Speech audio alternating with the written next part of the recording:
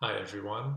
So someone wrote in, this is Jonathan Haddis Edwards, acupuncturist and herbalist. Somebody wrote me recently as I was soliciting questions for these videos because I'm wanting to keep them really relevant to what people actually would like to hear about. And somebody wrote me asking, a very basic, simple question of what can traditional East Asian medicine treat? What conditions can be treated?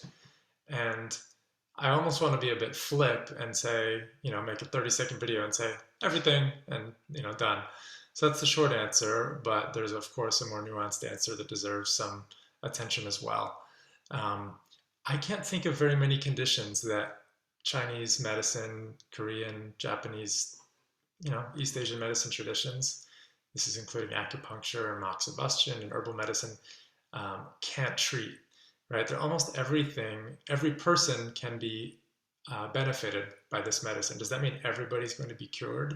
No, there's conditions that are too far advanced, that are conditions that are very difficult.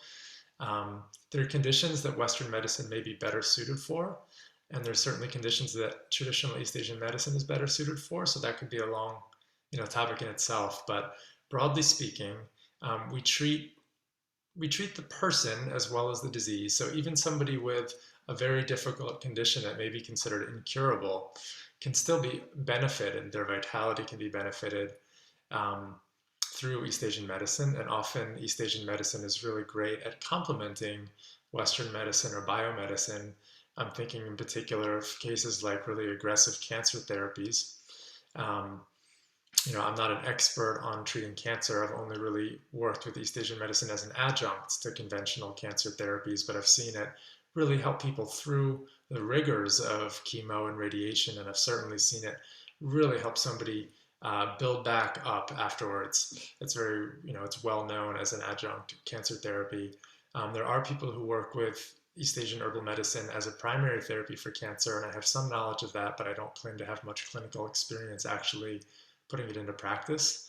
Um, there are many areas of medicine and many specialties. For example, when I broke my little toe, slamming it, stubbing it very hard while I was in acupuncture school, I was lucky to go to a very skilled sports medicine practitioner who knew exactly what to do, and he gave me a little bit of manual therapy, some acupuncture and herbal plaster, some internal herbs. And I thought, when I broke my toe, and by the time I got the shoe off and it was so black and blue, I was like, oh God, I'm going to be limping around for weeks here. I'm going to have a cast, or, your mind goes to worst case scenarios.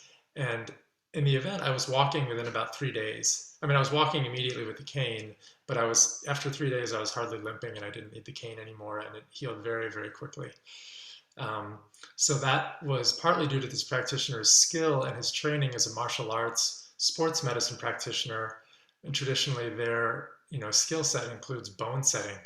They actually know how to deal with very complex fractures, and that is, I don't want to say it's a dying art, but it's an art that is transmitted in very particular lineages, and that not everybody who goes to acupuncture school is highly trained in. For example, I don't consider myself highly trained in sports medicine. I can deal with run-of-the-mill sprains and bruises. I make a line of liniments that are very effective for helping acute injuries, but I can't set somebody's bone. That's not part of my wheelhouse. But East Asian medicine absolutely has that capacity. Um, of course, one area that it's not so strong in is surgery. There are surgical traditions in different Asian medical systems, but for the most part, Western medicine has excelled in that area, and I don't know of any other traditional physicians who are practicing surgery in a different framework than Western medicine. And I'm very happy to go to the hospital. Like when I severed my extensor tendon here in my hand, I was very grateful for modern surgery. Um, some areas where I think traditional East Asian medicine really excels are one is certainly the digestive realm and the connection between digestion and mood and the brain and cognition. It's a whole nebulous realm in which there are many conditions and people who end up with kind of a indefinite diagnosis or one of these kind of garbage can diagnoses. Um, it's kind of just a catch-all and doesn't really have much explanatory power.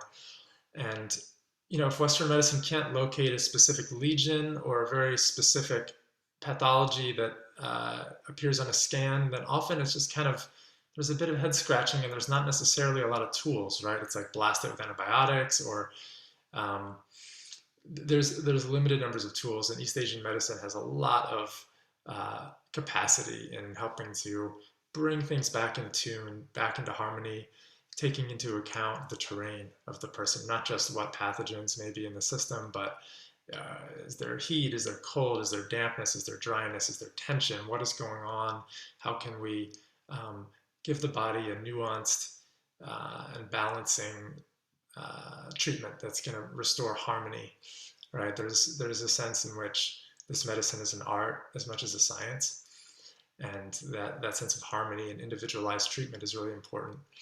And yeah, so the digestive sphere, the menstrual sphere, the female and male also reproductive spheres, a lot to offer in those realms, a lot to offer in the psycho-emotional realm.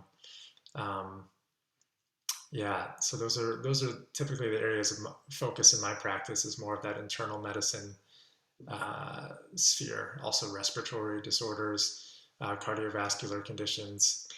Um, yeah, there's a huge amount of, obviously there are many areas of medicine that different people focus on. There are Chinese medicine doctors who focus on, eye conditions or ear, nose, and throat stuff.